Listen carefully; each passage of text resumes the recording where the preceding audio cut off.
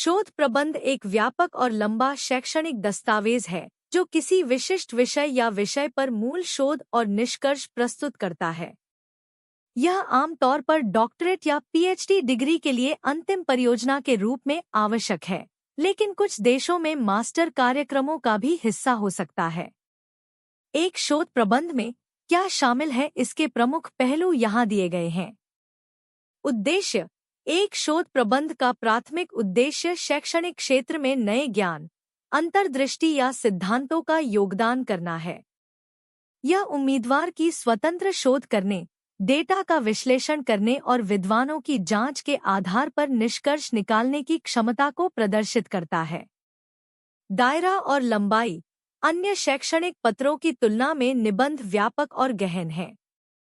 शैक्षणिक संस्थान के अनुशासन, अनुसंधान पद्धति और आवश्यकताओं के आधार पर वे 100 से 500 से अधिक पृष्ठों तक हो सकते हैं।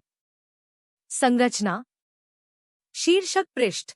इसमें शोध प्रबंध शीर्षक, लेखक का नाम, शैक्षणिक संस्थान, डिग्री कार्यक्रम और तारीख शामिल है। सार। अनुसंधान के उद्देश्यों, विधियों, निष्कर्षों और निष्कर्षों का संक्षिप्त सारांश प्रदान करता है। परिचय।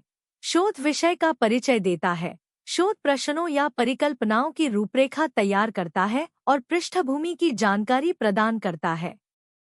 साहित्य समीक्षा। शोध प्रबंध विषय से संबंधित मौजूदा साहित्य, सिद्धांतों और शोध की समीक्षा करता है। यह अध्ययन के लिए संदर्भ स्थापित करता है और आगे की जांच के लिए अंतराल या क्षेत्रों की पहचान करता है।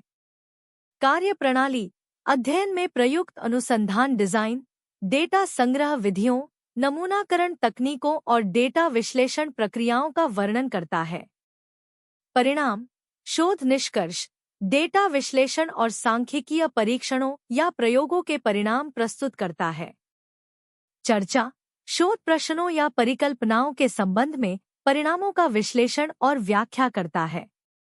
यह निष्कर्षों के निहितार्थों पर चर्चा करता है, सीमाओं को संबोधित करता है और भविष्य के शोध के लिए रास्ते सुझाता है।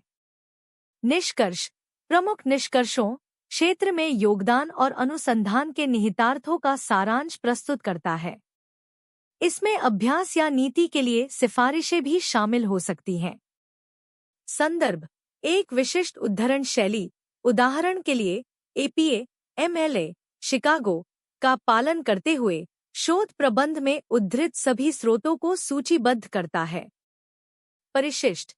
इसमें पूरक सामग्री जैसे डेटा टेबल, चार्ट, ग्राफ, प्रश्नावली या अतिरिक्त जानकारी शामिल है जो अनुसंधान का समर्थन करती है लेकिन शोध प्रबंध के मुख्य भाग में शामिल नहीं है। मौलिकता और योगदान। एक शोध प्रबंध को अपने शोध प्रश्न, कार्यप्रणाली, डेटा विश्लेषण या सैद्धांतिक ढांचे में मौलिकता प्रदर्शित करनी चाहिए। इसे अकादमिक अनुशासन के भीतर मौजूदा ज्ञान के लिए नई अंतर्दृष्टि, दृष्टिकोण या समाधान का योगदान देना चाहिए। कुल मिलाकर एक शोध प्रबंध एक महत्वपूर्ण विद्वतापूर्ण प्रयास का प्रतिनिधित्व करता है जिसके लिए व्यापक शोध, आलोचनात्मक विश्लेषण और लेखन कौशल की आवश्यकता होती है। यह उन्नत शैक्षणिक योग्यताओं की खोज में वर्षों के अध्ययन, अनुसंधान और बौद्धिक जांच की परिणति है।